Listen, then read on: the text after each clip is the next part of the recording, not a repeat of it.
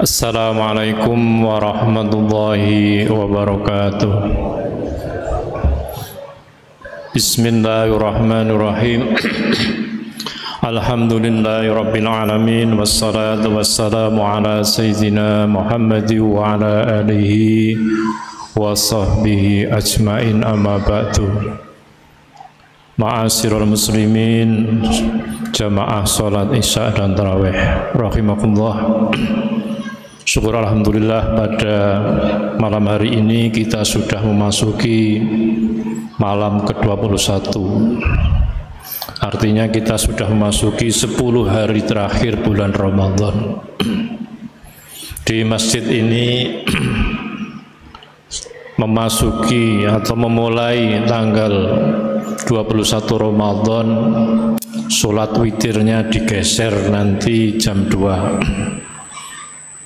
Ditambah lagi dengan qiyamul lail, sholat tasbih 4 rakaat, 2 kali salam, kemudian sholat taubat, sholat hajat, sholat tahajud, kemudian ditutup dengan sholat witir.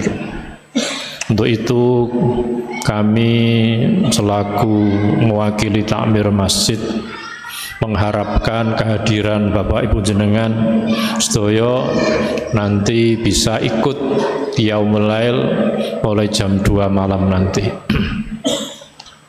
Atau jenengan semua iktikaf dari habis sholat tarawih tidak pulang untuk menyongsong, menggapai datangnya malam Lailatul Qadar. Untuk selanjutnya saya akan membacakan hadis yang ke-20 sebagai penutup dari rangkaian kultum mulai hari pertama, baik yang malam maupun yang pagi, mengkaji kitab Arba'in Nawawi. Yang tadi pagi sudah sampai hadis yang ke-42, malam ini yang terakhir yaitu hadis yang ke-20. Semoga jamaah sekalian bisa mengamalkan hadis Rasulullah SAW dalam kitab Arba'in Nawawi ini.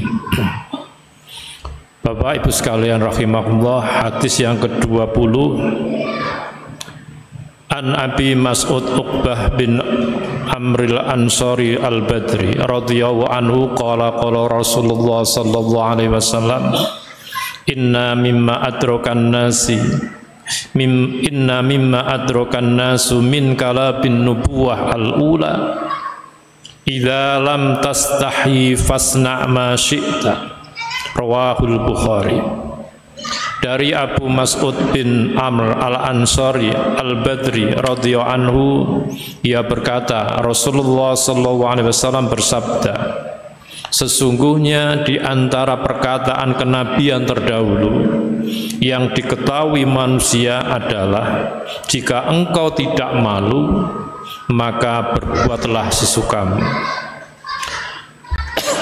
Hadis ini menunjukkan bahwa sifat malu adalah asar atau dari ajaran-ajaran Rasul pada zaman dulu.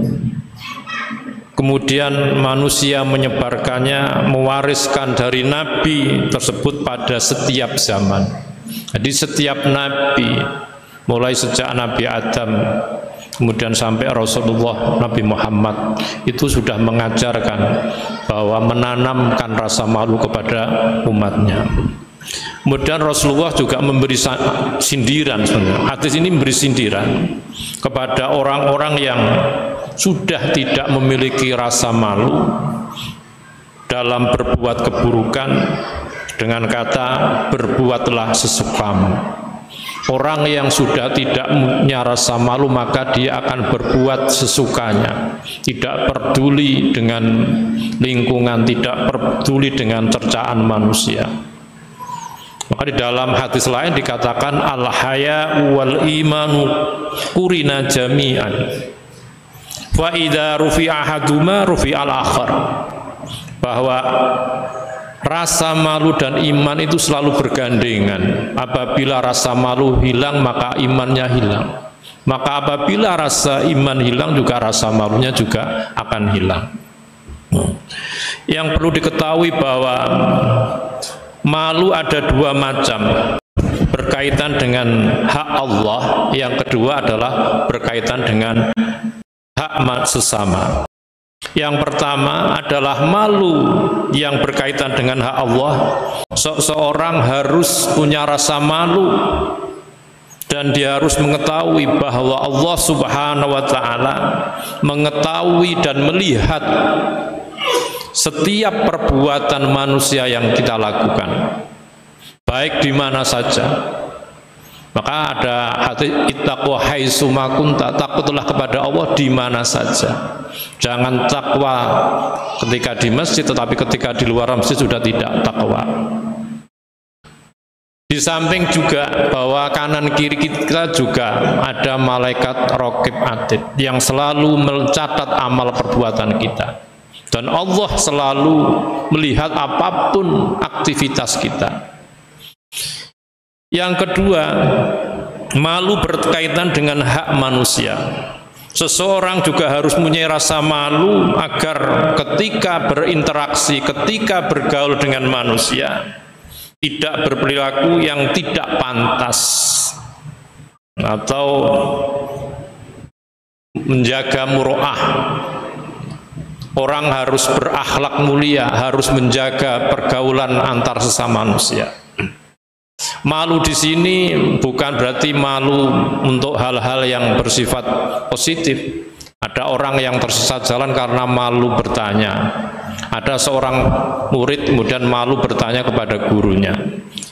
Akan tetapi malu di sini adalah malu untuk berbuat tidak baik, malu untuk berbuat maksiat, malu melakukan hal yang tidak layak untuk dilakukan.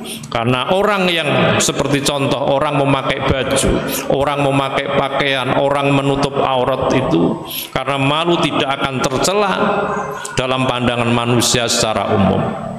Termasuk ketika orang sudah tidak punya rasa malu, maka seperti saya katakan tadi, dia akan melakukan apa saja. Apalagi Allah yang tidak dilihat, kemudian dia seenaknya saja. Dia berbuat maksiat, bahkan dia bangga dengan kemaksiatannya itu karena dia sudah tidak punya malu kepada Allah dan manusia. Bahkan kemudian Allah itu sudah menutupi maksiatnya ketika dia berbuat maksiat malam, tapi kemudian paginya kemudian dia sebar-sebarkan. Itu sudah diancam oleh Rasulullah bahwa kullu umati mu'afan illal mujahirin. Setiap umatku itu ada potensi dimaafkan dosa-dosanya kecuali orang yang memperlihatkan dosa-dosanya. Banyak zaman sekarang orang yang sudah tidak merasa malu berbuat maksiat, bahkan kemaksiatan itu sebuah kebanggaan. Apalagi di zaman modern seperti ini, kemaksiatan itu menjadi sebuah konten, kemudian menghasilkan sesuatu. Sudah tidak rasa malu lagi karena maksiat itu mendatangkan rezeki bagi dia. Itu kata Rasulullah, maksiat yang tidak akan diampuni karena dia tidak punya rasa malu atau bangga dengan rasa berbuat kemaksiatan itu.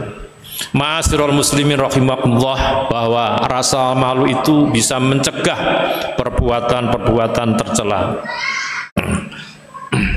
Maka di dalam diri kita sebagai pribadi seorang yang muslim yang baik harus kita tanamkan rasa malu, khususnya malu kepada Allah Subhanahu wa Ta'ala. Karena dengan menjaga rasa malu kita senantiasa menjaga ketakwaan kita kepada Allah Subhanahu wa Ta'ala, juga tentunya menjaga keimanan kita kepada Allah Subhanahu wa Ta'ala. Demikian yang bisa kami sampaikan, ada kurang lebihnya mohon maaf. Assalamualaikum warahmatullahi wabarakatuh.